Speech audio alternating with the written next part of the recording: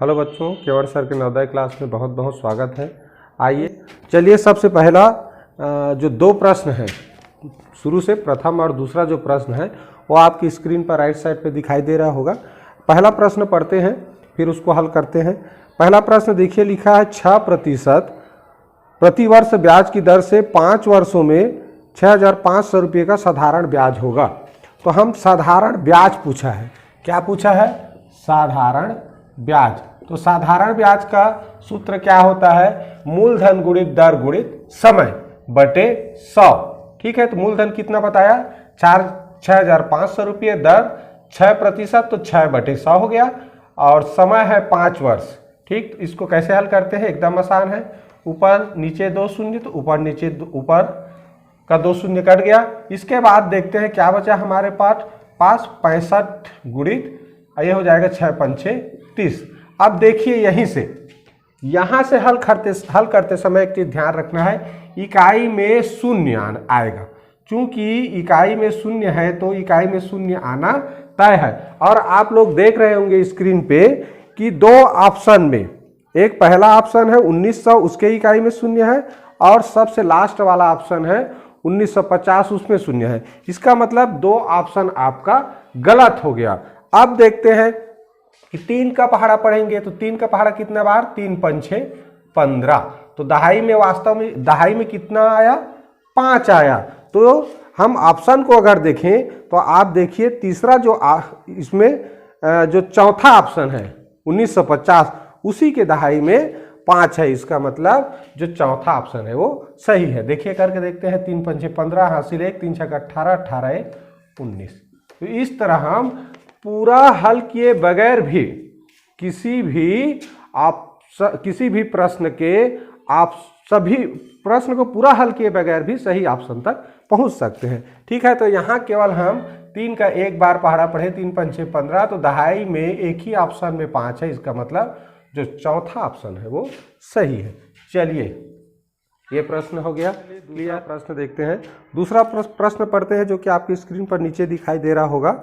लिखा है 1500 रुपये का 10% प्रति सैकड़ा वार्षिक दर पर कितना ब्याज होगा। यहाँ भी क्या पूछा है? साधारण ब्याज पूछा है। साधारण ब्याज का सूत्र हम जानते हैं क्या, कि मूलधन गुणित दर गुणित समय बटे 100। तो मूलधन यहाँ कितना दिया है? 1500 रुपया, दर दिया है 10%, और चूंकि इसमें समय स्पष्ट नहीं लिखा है, तो दर के साथ जो भी लिखा रहेगा, तो दर के साथ क्या लिखा है? वार्षिक लिखा है। दर के साथ क्या लिखा है? वार्षिक। तो वार्षिक का मतलब होता है 1 वर्ष। वार्षिक का मतलब होता है 1 वर्ष।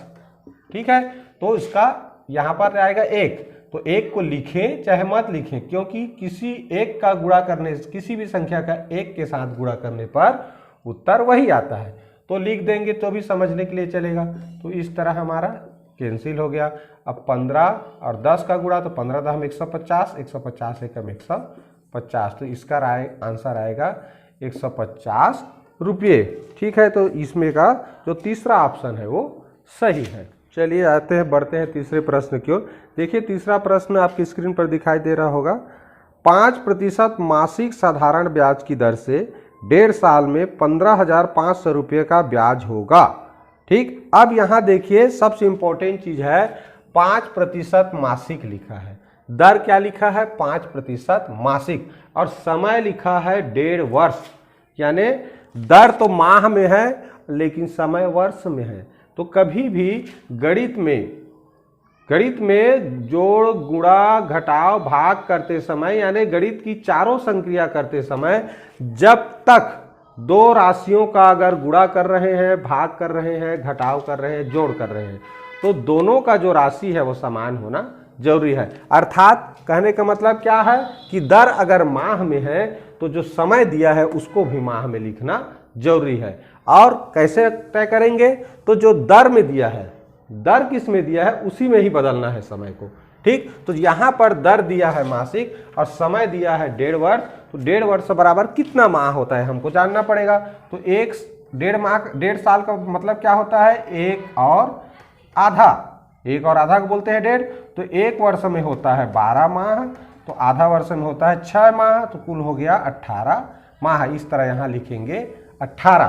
तो 15,500 मूलधन हो गया, 5% मासिक ब्याज है।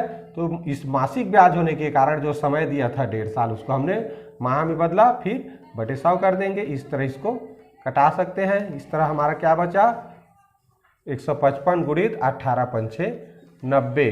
क्या करेंगे, शून्य आ गया, 9 पंछे 45 हासिल 4, 9 पंछे 45, 45 4 49 हासिल 4, 9 1 कम 9, 9 4 13। इस तरह आ गया 13,950 रुपये। तो देखिए इसमें कौन सा ऑप्शन सही है, पहला वाला ऑप्शन में लिखा है 13,000। चलिए बच्चों, अब चौथा प्रश्न पढ़ते हैं, जो कि आपकी स्क्रीन पर नीचे दिखाई दे रहा होगा। इसमें लिखा है, देखिए 10% सरल वार्षिक ब्याज पर 6,000 रुपये का 3 माह बाद कितना ब्याज मिलेगा। ठीक है, अब देखिए पहले हम क्या करेंगे, ब्याज निकालना है। तो ब्याज निकालने का सूत्र क्या है, मूलधन गुणित दर गुणित समय। तो मूलधन तो जैसा लिखा है वैसे ही लिखोगे, 6,000 लिखा है 6,000 लीजिए। 10% सरल वार्षिक ब्याज, तो यहाँ 10% माने 10/100 हो गया। अब समय क्या लिखा है, 3 माह।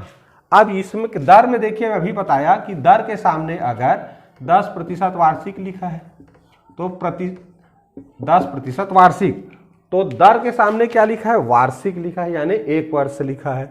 तो समय माह में दिया है, तो हमको समय को दर के आधार पर लिखना है। तो ये अगर वार्षिक है तो समय को भी वर्ष में बदलना जरूरी है। तो हम कैसे बदलते हैं माह को, तो देखिए जितना माह लिखा है उसको लिखेंगे ऊपर। अब 1 वर्ष में कितना माह होता है, तो 12 माह।